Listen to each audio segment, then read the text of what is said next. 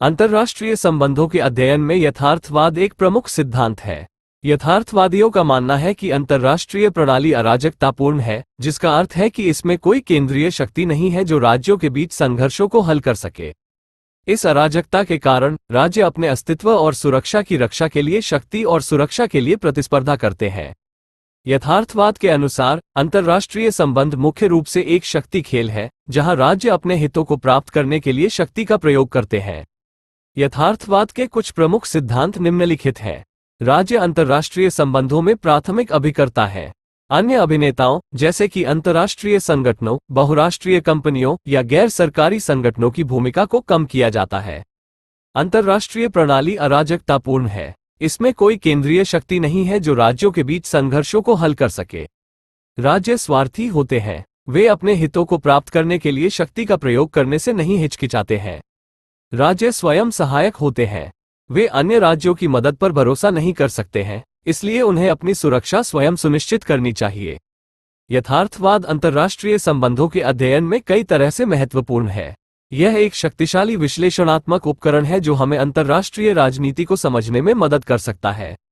यथार्थवाद हमें यह समझने में मदद करता है कि राज्य अपने हितों को प्राप्त करने के लिए कैसे व्यवहार करते हैं।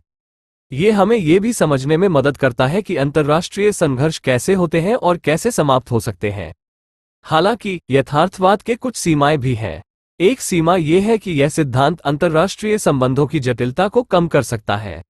ये राज्यों को केवल सत्ता और सुरक्षा के लिए प्रतिस्पर्धा करने वाले स्वार्थी अभिनेताओं के रूप में देखता है। यथार्थवाद ये भी नहीं समझता है कि अंतर्राष्ट्रीय संबंधों में अन्य कारक जैसे कि संस्कृति, मूल्य और विचारधाराएं कैसे भूमिका निभाते हैं। कुल मिलाकर यथार्थवाद अंतर्राष्ट्रीय संबंधों के अध्ययन में एक महत्वपूर्ण सिद्धांत है। यह एक शक्तिशाली विश्लेषणात्मक उपकरण है जो हमें अंतर्राष्ट्रीय राजनीति को समझने में मदद कर सकता है। हालांकि ये सिद्धांत अंतर्राष्ट्रीय संबंधों की जटिलता को कम कर सकता है और अन्य कारकों की भूमिका को अनदेखा कर सकता है। यहाँ यथार्थवाद के कुछ फायदे और नुकसान दिए गए हैं। फायदे: यथार्थवाद अंतर्राष्ट्रीय संबंधों को समझने के लिए एक सरल और प्रभावी तरीका प्रदान करता है। ये हमें यह समझने में मदद करता है कि राज्य अपने हितों को प्राप्त करने के लिए कैसे व्यवहार करते हैं। ये हमें यह समझने में मदद करता है कि अंतर्राष्ट्रीय संघर्ष कैसे होते हैं और कैसे समाप्त हो सकते हैं। नुकसान: ये सिद्धांत अंतर्राष्ट्रीय संबंधों की जटिलता को कम कर सकता है। ये राज्यों को केवल सत्ता और सुरक्षा के लिए प्रतिस्पर्धा करने वाले स्वार्थी अभिनेताओं के रूप में देखता है। ये यह नहीं समझता है कि अंतर्राष्ट्रीय संबंधों में अन्य कारक जैसे कि संस्कृति, मूल्य और विचारधाराएं कैसे भूमिका निभाते हैं। अंतर्राष्ट्रीय संबंधों के अध्ययन में यथार्थवाद एक महत्वपूर्ण सिद्धांत है। हालांकि इस सिद्धांत की सीमाओं को समझना महत्वपूर्ण है। राष्ट्रीय हित की धारणा: राष्ट्रीय हित वो लक्ष्य है जिसे प्राप्त करने के लिए कोई राज्य प्रयास करता है। ये राज्य के अस्तित्व, सुरक्षा और समृद्धि को बढ़ावा देने के लिए आवश्यक है। राष्ट्रीय हित की धारणा राज्यों के विदेश नीति के लिए महत्वपूर्ण है। ये राज्यों को यह निर्णय लेने में मदद करता है कि वे अपने बाहरी संबंधों में क्या करना चाहते हैं। राष्ट्रीय हित की धारणा को परिभाषित करना और मापना एक कठिन कार्य है। राष्ट्रीय हित के कई अलग अलग दृष्टिकोण हैं। कुछ लोग मानते हैं कि राष्ट्रीय हित राज्य की भौतिक सुरक्षा से संबंधित है। अन्य मानते हैं कि राष्ट्रीय हित राज्य के आर्थिक हितों, सांस्कृतिक मूल्यों या यहां तक कि धार्मिक विश्वासों से भी संबंधित हो सकता है। राष्ट्रीय हित के घटक: राष्ट्रीय हित के कई घटक हो सकते हैं। इनमें शामिल हैं भौतिक सुरक्षा: ये राज्य की भूमि, लोगों और संपत्ति की सुरक्षा को संदर्भित करता है। आर्थिक विकास: ये राज्य की अर्थव्यवस्था को मजबूत करने और लोगों के जीवन स्तर में सुधार करने के लिए आवश्यक है।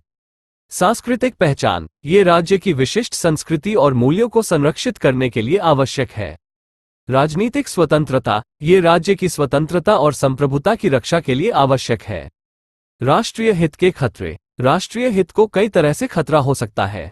इनमें शामिल है युद्ध: युद्ध एक राष्ट्रीय हित के लिए सबसे गंभीर खतरा है। ये राज्य की भौतिक सुरक्षा, आर्थिक विकास और सांस्कृतिक पहचान को नुकसान पहुंचा सकता है। आंतरिक संघर्ष: आंतरिक संघर्ष जैसे कि विद्रोह या आतंकवाद राष्ट्रीय हित के लिए भी खतरा हो सकता है। ये संघर्ष राज्य की सुरक्षा और स्थिरता को नुकसान पहुंचा सकते हैं। विदेशी हस्तक्षेप: विदेशी हस्तक्षेप जैसे कि सैन्य आक्रमण या आर्थिक प्रतिबंध राष्ट्रीय हित के लिए भी खतरा हो सकता है। ये हस्तक्षेप राज्य की स्वतंत्रता और संप्रभुता को नुकसान पहुंचा सकते हैं। राष्ट्रीय हित की रक्षा। राष्ट्रीय हित की रक्षा करना राज्यों के लिए एक महत्वपूर्ण कार्य है। राज्य राष्ट्रीय हित की रक्षा के लिए कई तरह की नीतियां और उपाय अपना सकते हैं। इनमें शामिल है सैन्य शक्ति। सैन्य शक्ति राष्ट्रीय हित की रक्षा का सबसे पारंपरिक तरीका है। एक शक्तिशाली सेना राज्य को आक्रमण से बचा सकती है और आंतरिक संघर्ष को दबा सकती है। बाहरी संबंध। मजबूत विदेशी संबंध राष्ट्रीय हित की रक्षा में भी मदद कर सकते हैं।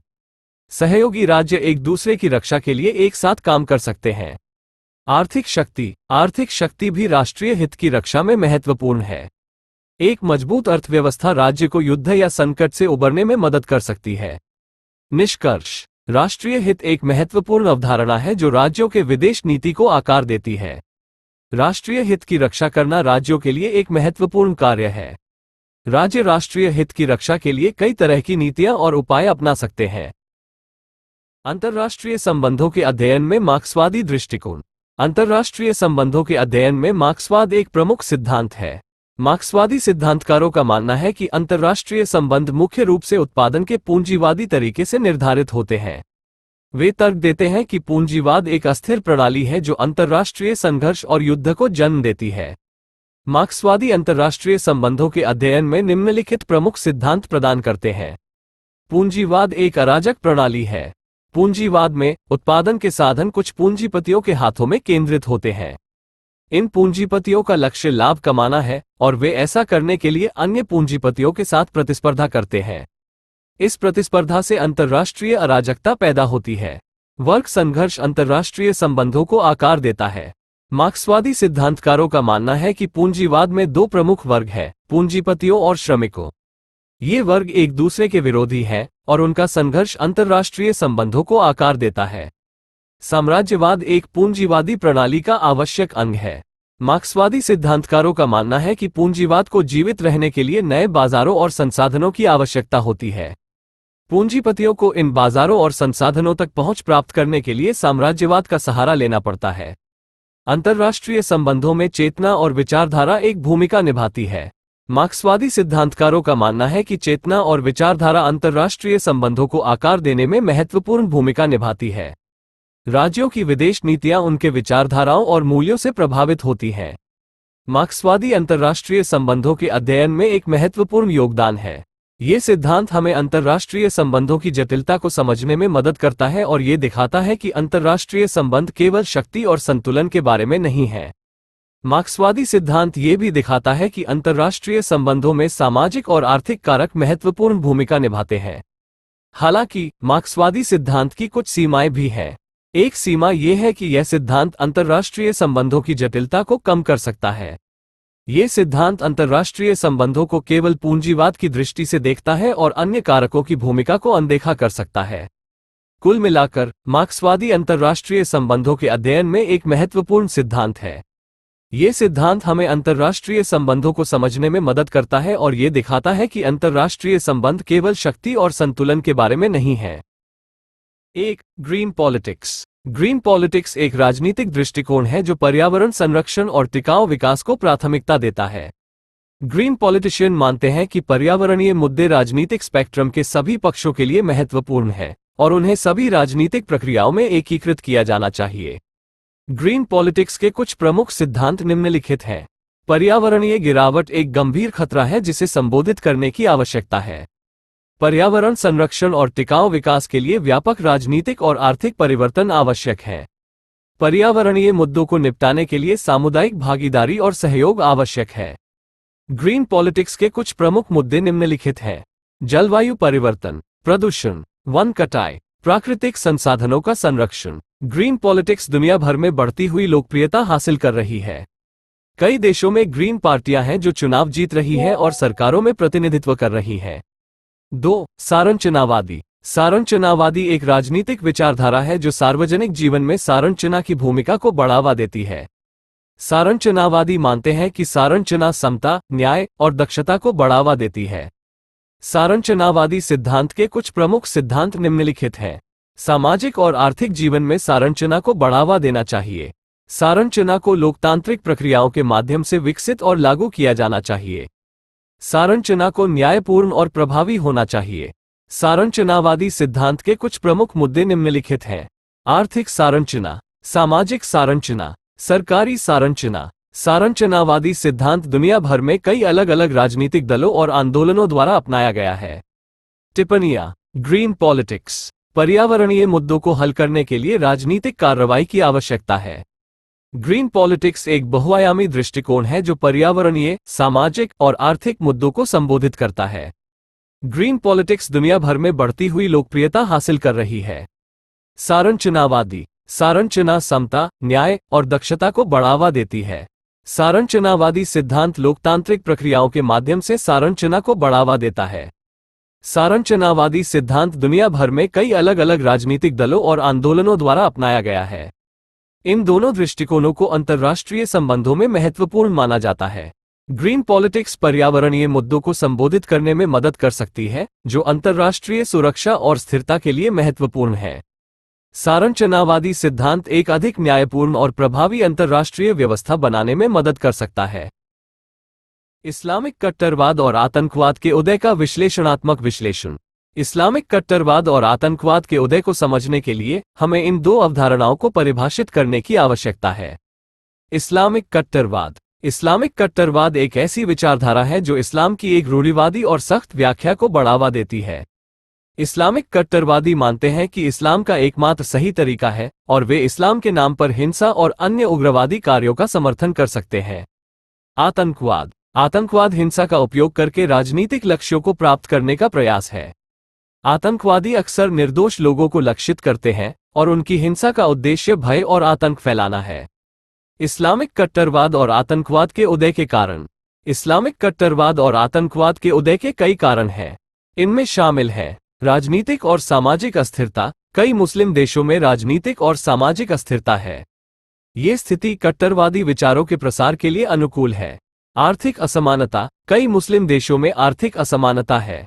ये स्थिति युवाओं के बीच असंतोष और निराशा को जन्म दे सकती है, जो कट्टरवादी विचारों के प्रति आकर्षित हो सकते हैं। सांस्कृतिक विस्थापन। कई मुस्लिम समाजों में पश्चिमी संस्कृति का प्रसार हो रहा है। ये स्थिति कुछ लोगों में प्रतिक्रियावादी भावनाओं को जन्म दे सकती है, जो कट्टरवादी विचारों के प्रति आकर्षित हो सकते हैं। धार्मिक उग्रवाद। कुछ धार्मिक नेता कट्टरवादी विचारों को बढ़ावा देते हैं। ये कट्टरवाद के प्रसार में योगदान दे सकता है। इस्लामिक कट्टरवाद और आतंकवाद के प्रभाव। इस्लामिक कट्टरवाद और आतंकवाद के गंभीर प्रभाव हैं। इनमें शामिल है मानवीय नुकसान। आतंकवादी हमलों में हजारों लोग मारे गए हैं। भय और आतंक। आतंकवादी हमले भय और आतंक का माहौल पैदा करते हैं। अंतर्राष्ट्रीय संबंधों पर असर। आतंकवादी हमले अंतर्राष्ट्रीय संबंधों को प्रभावित करते हैं और तनाव पैदा करते हैं। इस्लामिक कट्टरवाद और आतंकवाद से निपटने के उपाय। इस्लामिक कट्टरवाद और आतंकवाद से निपटने के लिए कई उपाय किए जा सकते हैं। इनमें शामिल है राजनीतिक और सामाजिक स्थिरता को बढ़ावा देना। राजनीतिक और सामाजिक स्थिरता को बढ़ावा देने से कट्टरवादी विचारों के प्रसार को रोकने में मदद मिल सकती है। आर्थिक विकास को बढ़ावा देना। आर्थिक विकास को बढ़ावा देने से युवाओं के लिए अवसर पैदा होंगे और असंतोष को कम करने में मदद मिलेगी। सांस्कृतिक विविधता को बढ़ावा देना। सांस्कृतिक विविधता को बढ़ावा देने से लोगों को अलग अलग संस्कृतियों के बारे में जानने में मदद मिलेगी और पूर्वाग्रह को कम करने में मदद मिलेगी। धार्मिक सहिष्णुता को बढ़ावा देना। धार्मिक सहिष्णुता को बढ़ावा देने से लोगों को अपने धर्म के बारे में खुलकर बात करने में मदद मिलेगी और कट्टरवादी विचारों को कम करने में मदद मिलेगी। इस्लामिक कट्टरवाद और आतंकवाद एक जटिल समस्या है जिसका कोई आसान समाधान नहीं है। इन समस्याओं से निपटने के लिए दीर्घकालिक प्रयासों की आवश्यकता है। भूमंडलीकरण के विभिन्न आयाम। भूमंडलीकरण एक जटिल प्रक्रिया है जिसमें दुनिया भर के देशों और लोगों के बीच संबंधों का तेजी से विस्तार और गहराई शामिल है। भूमंडलीकरण के कई आयाम हैं, जिनमें से कुछ प्रमुख हैं। आर्थिक आयाम। भूमंडलीकरण का सबसे महत्वपूर्ण आयाम आर्थिक आयाम है। इसमें वस्तुओं, सेवाओं और पूंजी का अंतर्राष्ट्रीय व्यापार और निवेश शामिल है। भूमंडलीकरण ने दुनिया भर के बाजारों को एक साथ लाने में मदद की है, जिससे व्यापार और निवेश के अवसरों में वृद्धि हुई है। सांस्कृतिक आयाम। भूमंडलीकरण का एक अन्य महत्वपूर्ण आयाम सांस्कृतिक आयाम है। इसमें विचारों, मूल्यों और प्रथाओं का अंतर्राष्ट्रीय प्रसार शामिल है। भूमंडलीकरण ने दुनिया भर में लोगों के बीच संपर्क और सहयोग में वृद्धि की है, जिससे सांस्कृतिक विविधता में वृद्धि हुई है। राजनीतिक आयाम। भूमंडलीकरण का एक तीसरा महत्वपूर्ण आयाम राजनीतिक आयाम है। इसमें अंतर्राष्ट्रीय संगठनों और संस्थानों का उदय शामिल है। भूमंडलीकरण ने विश्व सरकार के विकास में योगदान दिया है, जिससे अंतर्राष्ट्रीय सहयोग में वृद्धि हुई है। प्रौद्योगिकी का आयाम। भूमंडलीकरण का एक महत्वपूर्ण आयाम प्रौद्योगिकी का आयाम है। इसमें सूचना और संचार प्रौद्योगिकियों (आईसीटी) का विकास शामिल है।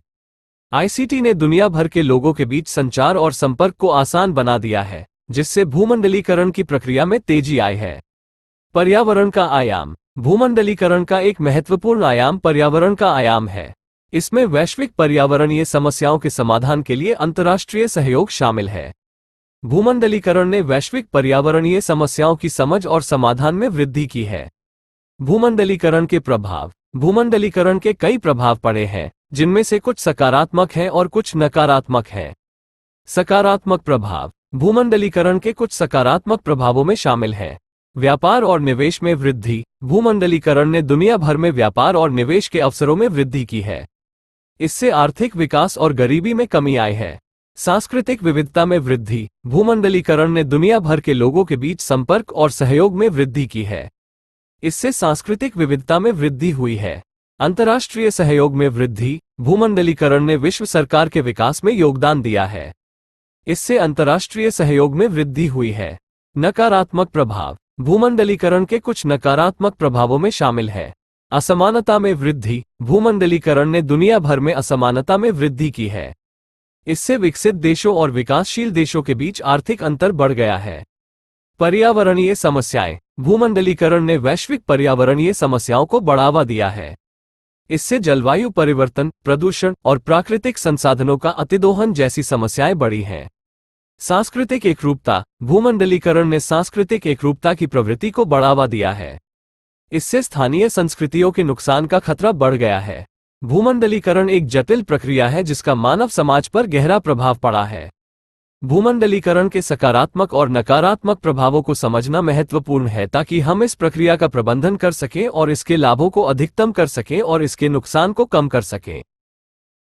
एक ध्रुवीय विश्व व्यवस्था वह है जिसमें एक राज्य या शक्ति अन्य सभी राज्यों पर हावी होती है। यह व्यवस्था आमतौर पर तब होती है जब एक राज्य अपनी सैन्य, आर्थिक या सांस्कृतिक शक्ति के माध्यम से अन्य सभी राज्यों पर प्रभुत्व प्राप्त कर लेता है।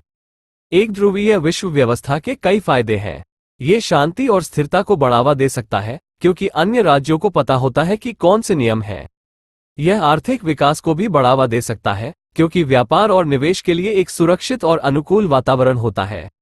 हालांकि एक ध्रुवीय विश्व व्यवस्था के कुछ नुकसान भी हैं। यह अन्य राज्यों की स्वतंत्रता और आत्मनिर्भरता को सीमित कर सकता है। यह असमानता को भी बढ़ावा दे सकता है, क्योंकि शक्तिशाली राज्य अन्य राज्यों पर हावी हो सकते हैं।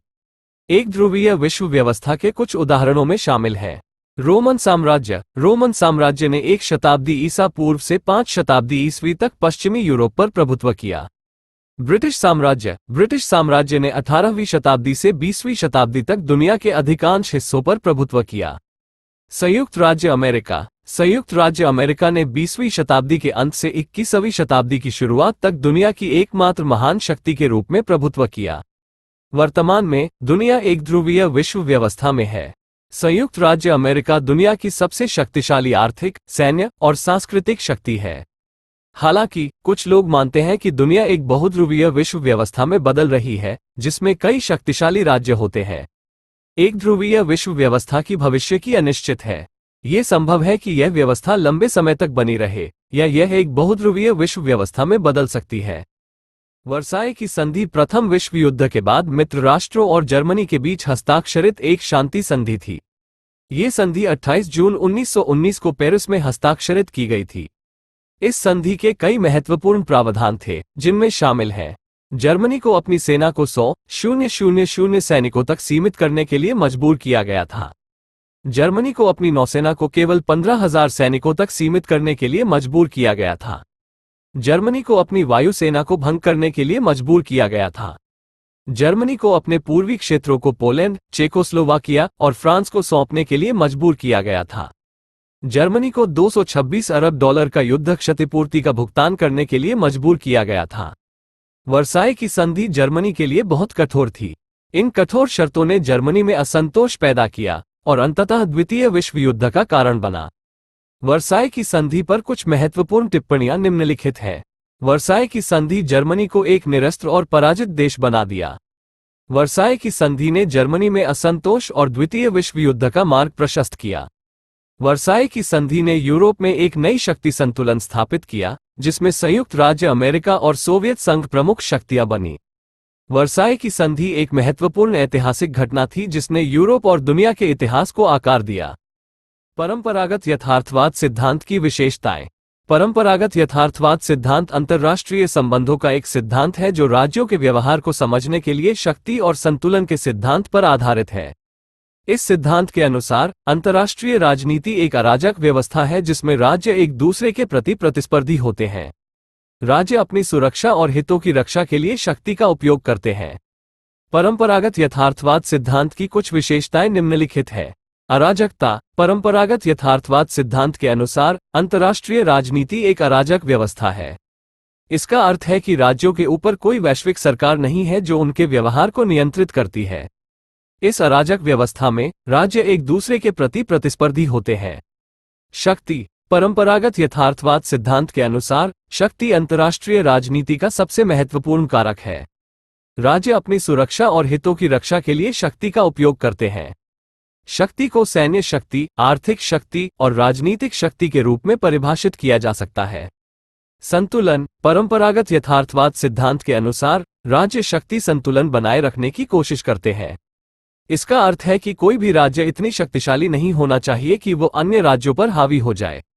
शक्ति संतुलन को बनाए रखने से युद्ध की संभावना कम होती है।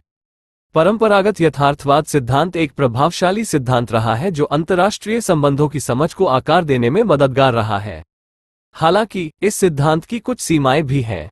उदाहरण के लिए, ये सिद्धांत राज्यों के व्यवहार को अक्सर बहुत सरल बना देता है। ये सिद्धांत ये भी नहीं बताता कि राज्य अपनी शक्ति का उपयोग कैसे करते हैं।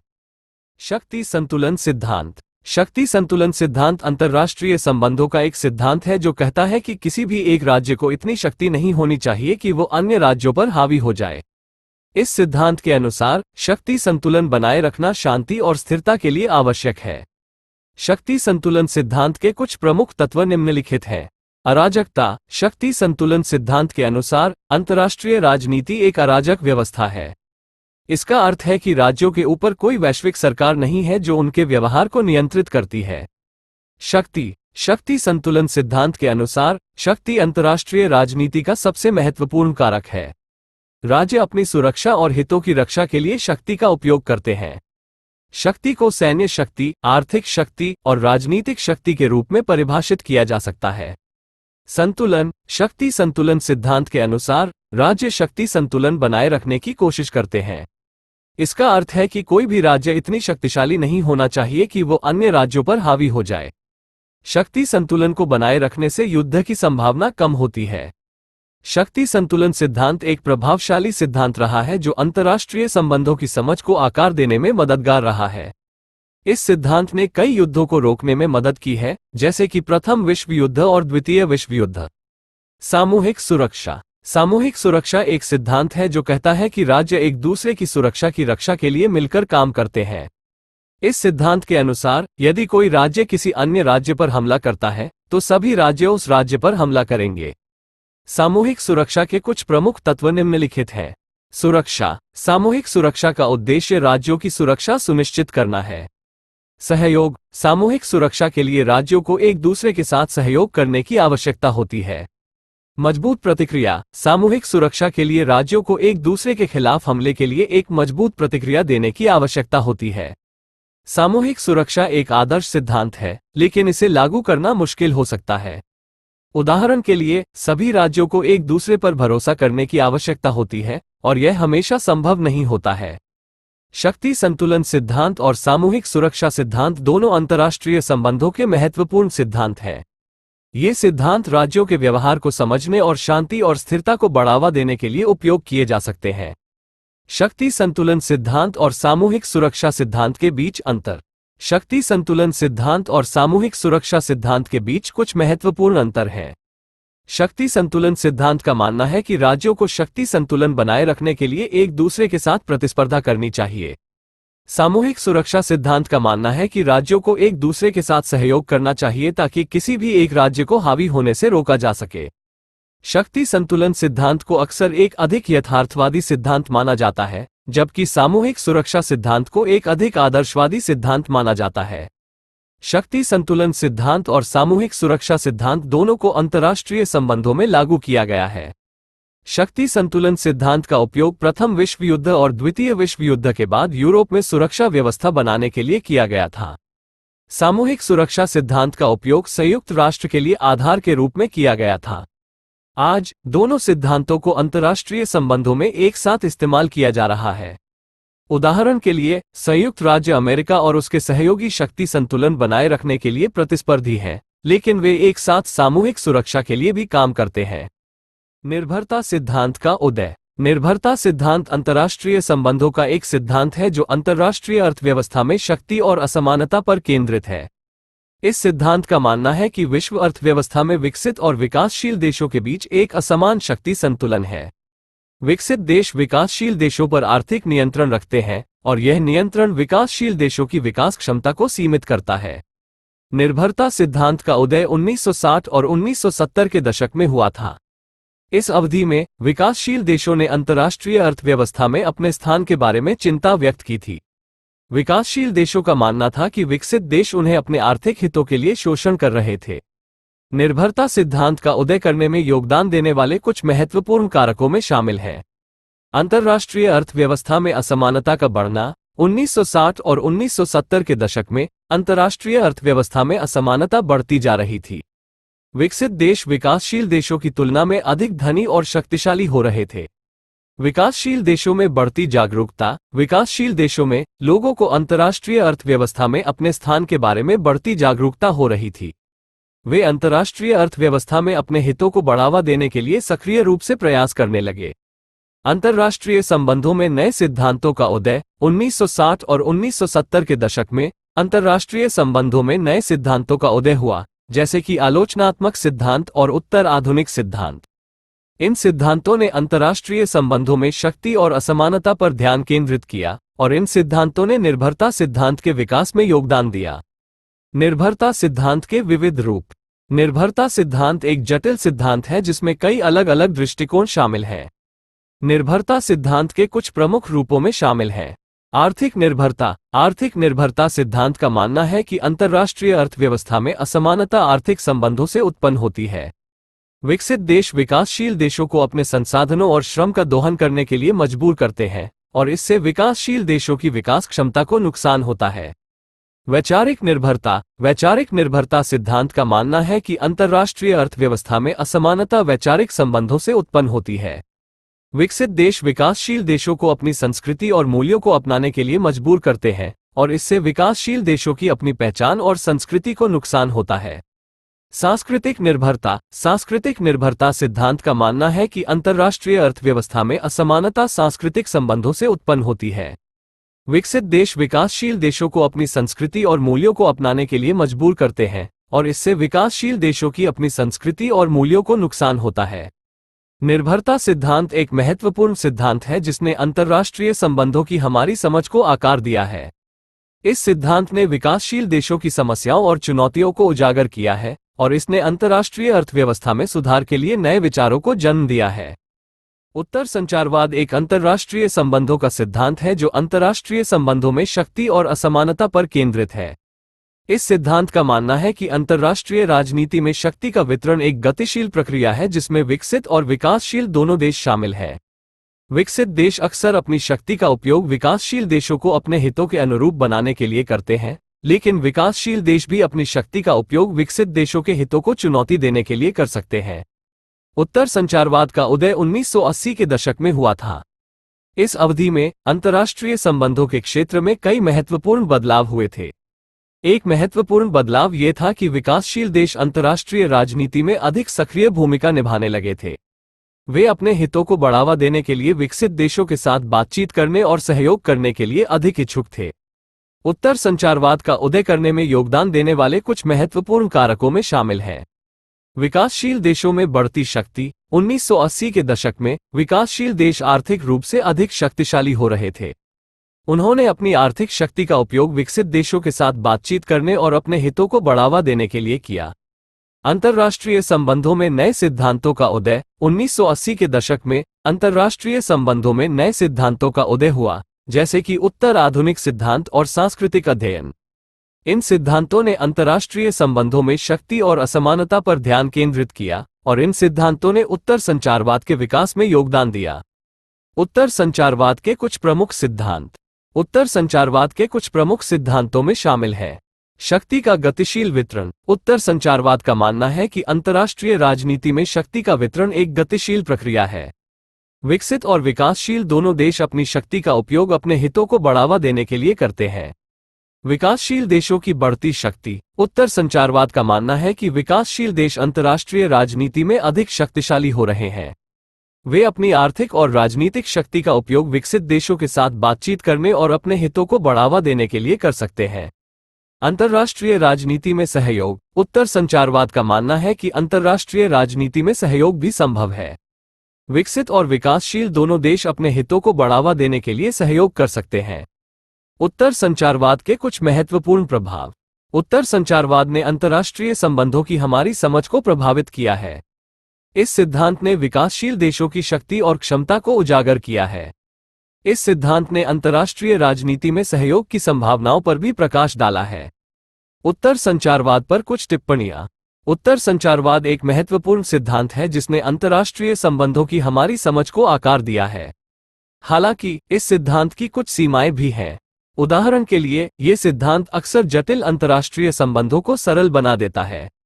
ये सिद्धांत ये भी नहीं बताता कि शक्ति कैसे वितरित होती है और यह कैसे बदलती है।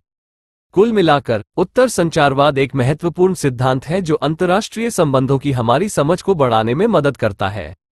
अंतर्राष्ट्रीय राजनीति में संयुक्त राष्ट्र की भूमिका। संयुक्त राष्ट्र एक अंतर्राष्ट्रीय संगठन है जिसकी स्थापना 1945 में द्वितीय विश्व युद्ध के बाद की गई थी। इसका उद्देश्य विश्व शांति और सुरक्षा को बढ़ावा देना, अंतर्राष्ट्रीय सहयोग को बढ़ावा देना और मानवाधिकारों की रक्षा करना है। संयुक्त राष्ट्र अंतर्राष्ट्रीय राजनीति में एक महत्वपूर्ण भूमिका निभाता है। यह निम्नलिखित क्षेत्रों में कार्य करता है: शांति और सुरक्षा। संयुक्त राष्ट्र शांति और सुरक्षा को बढ़ावा देने के लिए कई उपाय करता है। इसमें शांति स्थापना मिशनों को तैनात करना, संघर्षों को हल करने के लिए मध्यस्थता करना और हथियारों के प्रसार को रोकना शामिल है। अंतर्राष्ट्रीय सहयोग। संयुक्त राष्ट्र अंतर्राष्ट्रीय सहयोग को बढ़ावा देने के लिए कई कार्यक्रम और एजेंसियां चलाता है।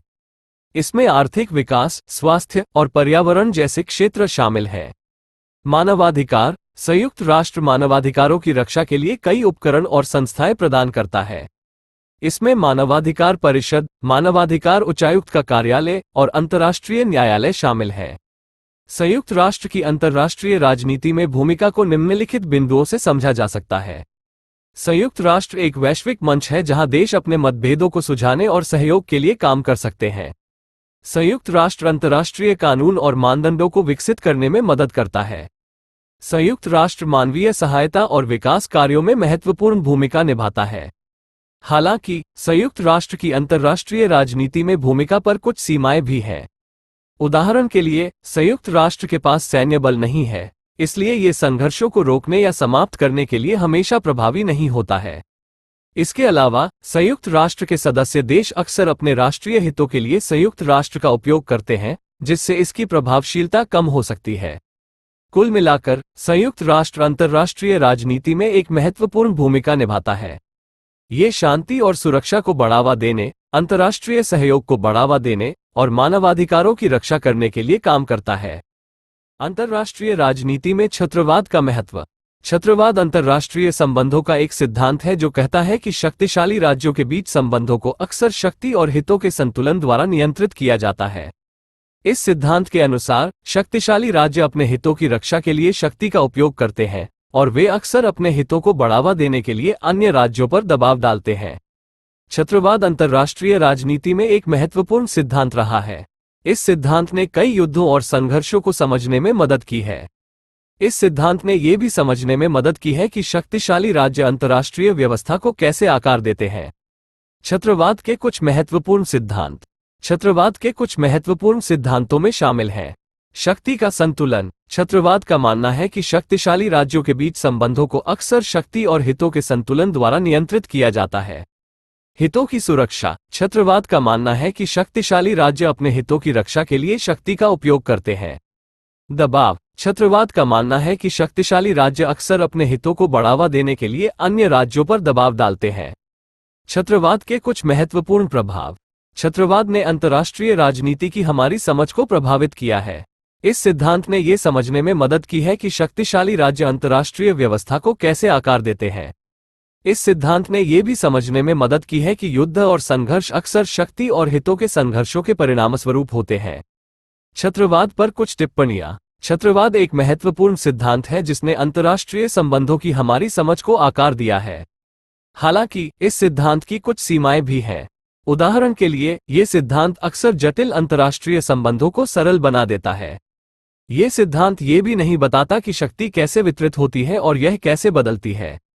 कुल मिलाकर, छत्रवाद एक महत्वपूर्ण सिद्धांत है जो अंतर्राष्ट्रीय संबंधों की हमारी समझ को बढ़ाने में मदद करता है। यह हमें शक्तिशाली राज्यों के व्यवहार को समझने और युद्ध और संघर्ष जैसी घटनाओं की संभावना को पूर्वानुमानित करने में मदद करता है। अंतर्राष्ट्रीय राजनीति में छत्रवाद का महत्व। छत्रवाद अंतर्राष्ट्रीय राजनीति में एक महत्वपूर्ण सिद्धांत है क्योंकि यह हमें शक्तिशाली राज्यों के व्यवहार को समझने में मदद करता है। यह हमें यह समझने में मदद करता है कि शक्तिशाली राज्य अपने हितों की रक्षा के लिए शक्ति का उपयोग कैसे करते हैं, और वे अक्सर अपने हितों को बढ़ावा देने के लिए अन्य राज्यों पर दबाव डालते हैं। छत्रवाद के महत्व को निम्नलिखित बिंदुओं से समझा जा सकता है। छत्रवाद हमें युद्ध और संघर्ष जैसी घटनाओं की संभावना को पूर्वानुमानित करने में मदद करता है। छत्रवाद हमें अंतर्राष्ट्रीय व्यवस्था को समझने में मदद करता है। छत्रवाद हमें शक्तिशाली राज्यों के साथ संबंधों को प्रबंधित करने में मदद करता है। कुल मिलाकर, छत्रवाद अंतर्राष्ट्रीय राजनीति में एक महत्वपूर्ण सिद्धांत है जो हमें शक्तिशाली राज्यों के व्यवहार को समझने और अंतर्राष्ट्रीय व्यवस्था को आकार देने में मदद करता है। शीत युद्ध के विभिन्न कालखंड। शीत युद्ध को आमतौर पर 3 कालखंडों में विभाजित किया जाता है। प्रारंभिक शीत युद्ध 1947-1953। इस कालखंड में शीत युद्ध की शुरुआत हुई और दोनों पक्षों के बीच तनाव बढ़ता गया। इस कालखंड में कोरिया युद्ध हुआ, जिसने शीत युद्ध को एक वैश्विक संघर्ष में बदल दिया। मध्य शीत युद्ध 1953-1975। इस कालखंड में शीत युद्ध की तीव्रता में कुछ कमी आई।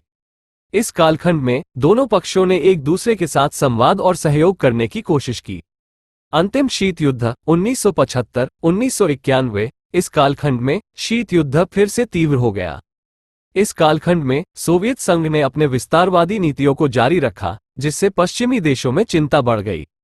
प्रारंभिक शीत युद्ध। प्रारंभिक शीत युद्ध का कालखंड 1947 से 1953 तक चला।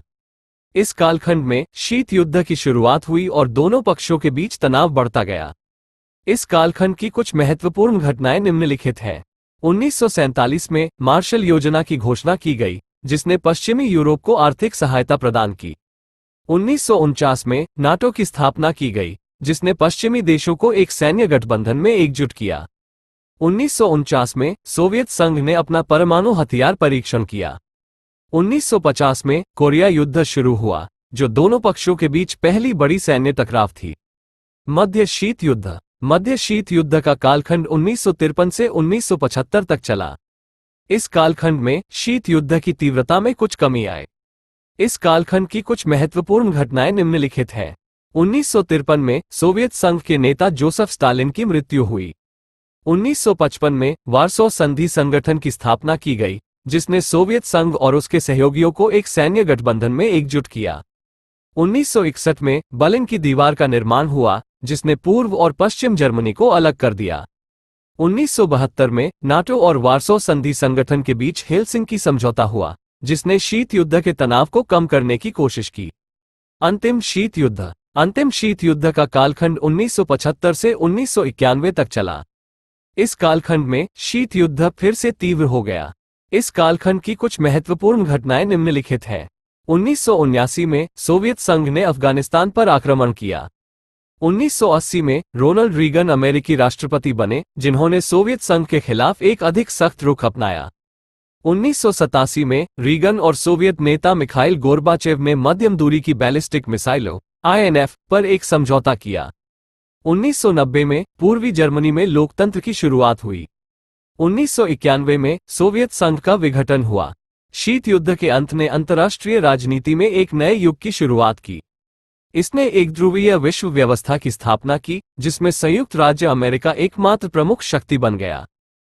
ब्रिक्स पर टिप्पणी। ब्रिक्स एक अंतर्राष्ट्रीय संगठन है जिसकी स्थापना 2009 में ब्राजील, रूस, भारत, चीन और दक्षिण अफ्रीका के देशों द्वारा की गई थी।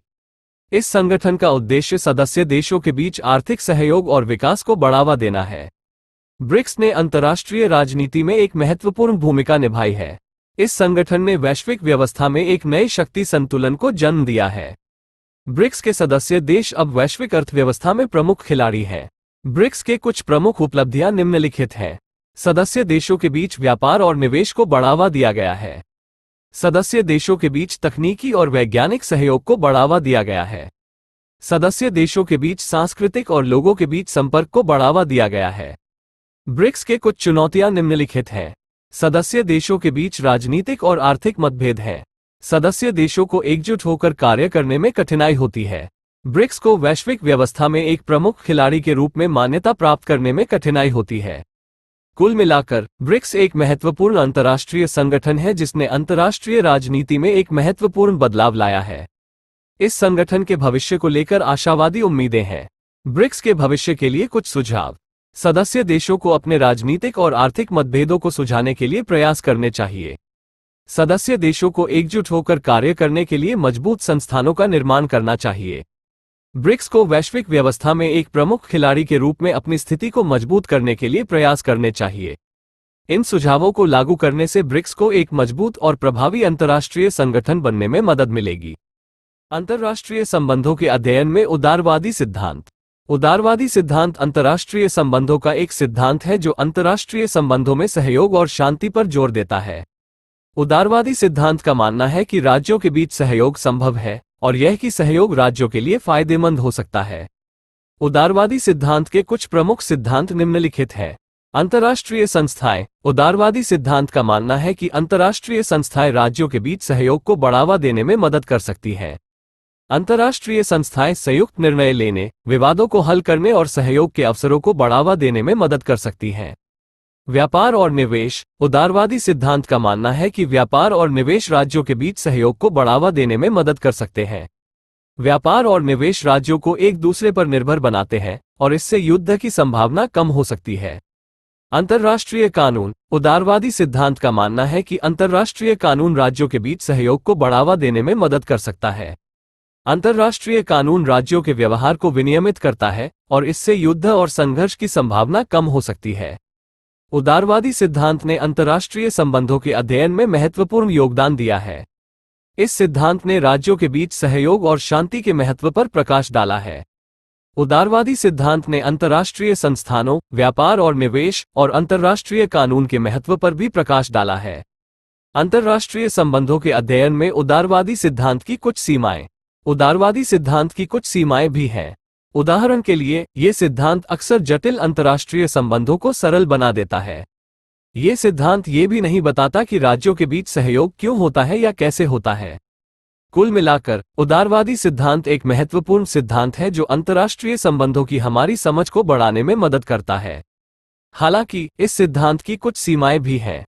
हेलसिंकी समझौता पर टिप्पणी। हेलसिंकी समझौता एक अंतर्राष्ट्रीय समझौता है जिसे 1975 में नाटो और वार्सो संधि संगठन के 35 सदस्य देशों ने हस्ताक्षरित किया था। इस समझौते का उद्देश्य शीत युद्ध के तनाव को कम करना और यूरोप में शांति और सुरक्षा को बढ़ावा देना था। हेलसिंकी समझौते के कुछ प्रमुख प्रावधान निम्नलिखित हैं।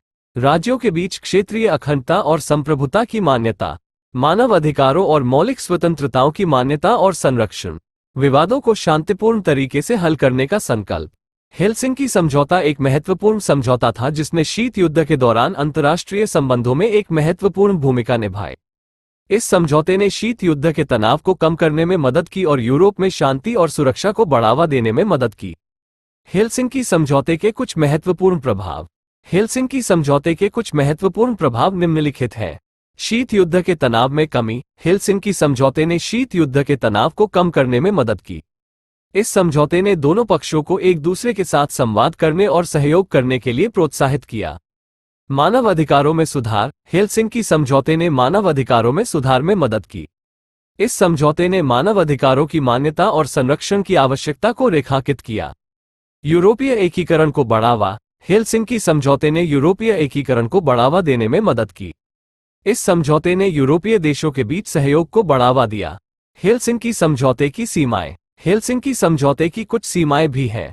उदाहरण के लिए, इस समझौते ने शीत युद्ध के अंतिम रूप से समाप्त होने में मदद नहीं की। इस समझौते ने सैन्य गठबंधनों को भी मान्यता दी, जिसने शीत युद्ध के तनाव को कम करने में मदद नहीं की। कुल मिलाकर, हेलसिंकी समझौता एक महत्वपूर्ण समझौता था जिसने शीत युद्ध के दौरान अंतर्राष्ट्रीय संबंधों में एक महत्वपूर्ण भूमिका निभाई। इस समझौते ने शीत युद्ध के तनाव को कम करने में मदद की और यूरोप में शांति और सुरक्षा को बढ़ावा देने में मदद की। बर्लिन वॉल पर टिप्पणी। बर्लिन की दीवार एक दीवार थी जिसने पूर्वी और पश्चिमी बर्लिन को अलग कर दिया था, जो 1961 से 1989 तक जर्मनी की राजधानी बर्लिन को विभाजित कर रही थी। यह 28 मई 1961 को सोवियत नियंत्रित पूर्वी जर्मनी द्वारा निर्मित किया गया था, ताकि पूर्वी जर्मन नागरिकों को पश्चिमी जर्मनी में भागने से रोका जा सके। दीवार 155 किलोमीटर 96 मील लंबी, 3.6 मीटर 12 फीट ऊंची और 45 सेंटीमीटर 18 इंच मोटी थी। इसमें बिजली की बाड़, मशीनगनों के बुर्ज और गश्त करने वाले सैनिक शामिल थे। बर्लिन की दीवार शीत युद्ध का एक प्रतीक बन गई। ये दुनिया भर के लोगों के लिए स्वतंत्रता और अधिकारों के लिए संघर्ष का प्रतीक था। दीवार के निर्माण के बाद लाखों पूर्वी जर्मन नागरिकों ने पश्चिमी जर्मनी में भागने की कोशिश की। कई लोगों को गोली मार दी गई, पकड़ा गया और जेल में डाल दिया गया। 1980 के दशक के अंत में सोवियत संघ के पतन के साथ पूर्वी जर्मनी की सरकार कमजोर पड़ने लगी। 9 नवंबर 1989 को पूर्वी जर्मनी के अधिकारियों ने अचानक दीवार को खोलने का आदेश दिया। उत्साहित भीड़ ने दीवार को तोड़ना शुरू कर दिया और बर्लिन को एक बार फिर एकजुट कर दिया गया। बर्लिन की दीवार का पतन एक ऐतिहासिक घटना थी। इसने शीत युद्ध के अंत और यूरोप में शांति और एकता की शुरुआत का प्रतीक किया। बर्लिन की दीवार के कुछ महत्वपूर्ण प्रभाव निम्नलिखित हैं। शीत युद्ध के अंत को चिन्हित किया। बर्लिन की दीवार का पतन शीत युद्ध के अंत को चिन्हित करने वाली एक महत्वपूर्ण घटना थी। यूरोप में शांति और एकता को बढ़ावा दिया। बर्लिन की दीवार के पतन ने यूरोप में शांति और एकता को बढ़ावा देने में मदद की। स्वतंत्रता और अधिकारों के लिए संघर्ष को प्रेरित किया। बर्लिन की दीवार ने दुनिया भर के लोगों के लिए स्वतंत्रता और अधिकारों के लिए संघर्ष को प्रेरित किया। कुल मिलाकर, बर्लिन की दीवार एक महत्वपूर्ण ऐतिहासिक घटना थी जिसने दुनिया को हमेशा के लिए बदल दिया। सुएज संकट पर टिप्पणी। सुएज संकट 1956 में हुआ एक अंतर्राष्ट्रीय संकट था। इस संकट का कारण ये था कि मिस्र ने सुएज नहर का राष्ट्रीयकरण कर लिया था। सुएज नहर एक महत्वपूर्ण अंतर्राष्ट्रीय जलमार्ग है जो भूमध्य सागर को लाल सागर से जोड़ता है। मिस्र के राष्ट्रपति नासिर ने सुएज नहर का राष्ट्रीयकरण किया क्योंकि वह चाहता था कि मिस्र नहर से होने वाली आय को अपने देश के विकास के लिए इस्तेमाल करे। हालांकि यह निर्णय ब्रिटेन और फ्रांस को नाराज कर गया, जो सुएज नहर के मालिक थे। ब्रिटेन और फ्रांस ने मिस्र पर हमला कर दिया और सुएज नहर पर नियंत्रण कर लिया। हालांकि संयुक्त राष्ट्र ने इस आक्रमण की निंदा की और संयुक्त राज्य अमेरिका ने ब्रिटेन और फ्रांस पर आर्थिक प्रतिबंध लगा दिए। अंततः ब्रिटेन और फ्रांस को मिस्र से पीछे हटना पड़ा। सुएज नहर का नियंत्रण फिर से मिस्र को सौंप दिया गया। सुएज संकट के कुछ महत्वपूर्ण प्रभाव निम्नलिखित हैं। संयुक्त राष्ट्र की शक्ति को बढ़ाया। सुएज संकट ने संयुक्त राष्ट्र की शक्ति को बढ़ाया। संयुक्त राष्ट्र ने इस संकट में महत्वपूर्ण भूमिका निभाई और इसने संयुक्त राष्ट्र के सुरक्षा परिषद के अधिकारों को मजबूत करने में मदद की। शीत युद्ध के तनाव को बढ़ाया। सुएज संकट ने शीत युद्ध के तनाव को बढ़ाया। संयुक्त राज्य अमेरिका और सोवियत संघ ने इस संकट में अलग अलग पक्ष लिया और इससे शीत युद्ध के तनाव में वृद्धि हुई। मिस्र की स्थिति को मजबूत किया। सुएज संकट ने मिस्र की स्थिति को मजबूत किया। इस संकट ने मिस्र को एक अग्रणी अरब देश के रूप में स्थापित करने में मदद की।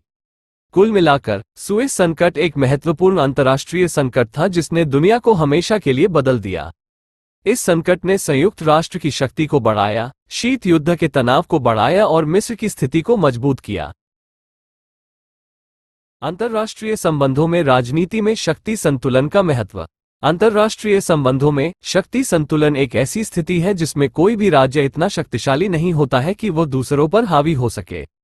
शक्ति संतुलन को अक्सर एक स्थिर और शांतिपूर्ण अंतर्राष्ट्रीय व्यवस्था को बनाए रखने के लिए आवश्यक माना जाता है। राजनीति में शक्ति संतुलन महत्वपूर्ण है क्योंकि यह अंतर्राष्ट्रीय संबंधों में अस्थिरता को रोकने में मदद करता है। जब कोई राज्य बहुत शक्तिशाली हो जाता है तो यह अपने पड़ोसियों को धमकी दे सकता है और संघर्ष का कारण बन सकता है। शक्ति संतुलन ये सुनिश्चित करने में मदद करता है कि कोई भी राज्य इतना शक्तिशाली नहीं हो जाए कि वो दूसरों पर हावी हो सके। शक्ति संतुलन को बनाए रखने के लिए राज्य विभिन्न रणनीतियों का उपयोग कर सकते हैं। उदाहरण के लिए वे सैन्य गठबंधन बना सकते हैं, अपने सैन्य शक्ति को बढ़ा सकते हैं या अन्य राज्यों के साथ सहयोग कर सकते हैं। शक्ति संतुलन के कुछ महत्वपूर्ण लाभ निम्नलिखित हैं। ये शांति और सुरक्षा को बढ़ावा देता है। जब कोई भी राज्य इतना शक्तिशाली नहीं होता है कि वो दूसरों पर हावी हो सके, तो ये संघर्ष की संभावना कम हो जाती है। यह वैश्विक व्यवस्था की स्थिरता को बढ़ावा देता है। एक शक्ति संतुलन वाली दुनिया में यह अधिक संभावना है कि राज्य एक दूसरे के साथ सहयोग करेंगे और विवादों को शांतिपूर्ण तरीके से हल करेंगे। यह वैश्विक न्याय और समानता को बढ़ावा देता है। जब कोई भी राज्य इतना शक्तिशाली नहीं होता है कि वो दूसरों पर हावी हो सके, तो ये सभी राज्यों के लिए एक अधिक न्यायपूर्ण और समान वैश्विक व्यवस्था की ओर ले जाता है। शक्ति संतुलन के कुछ नुकसान निम्नलिखित हैं। ये स्थिरता की गारंटी नहीं देता है। यहां तक कि जब शक्ति संतुलन मौजूद होता है तब भी संघर्ष हो सकता है। ये कभी कभी अस्थिरता का कारण बन सकता है। यदि शक्ति संतुलन टूट जाता है तो यह एक शक्ति संघर्ष का कारण बन सकता है। कुल मिलाकर शक्ति संतुलन अंतर्राष्ट्रीय संबंधों में एक महत्वपूर्ण अवधारणा है। ये शांति और सुरक्षा को बढ़ावा देने में मदद करता है, वैश्विक व्यवस्था की स्थिरता को बढ़ावा देता है और वैश्विक न्याय और समानता को बढ़ावा देता है।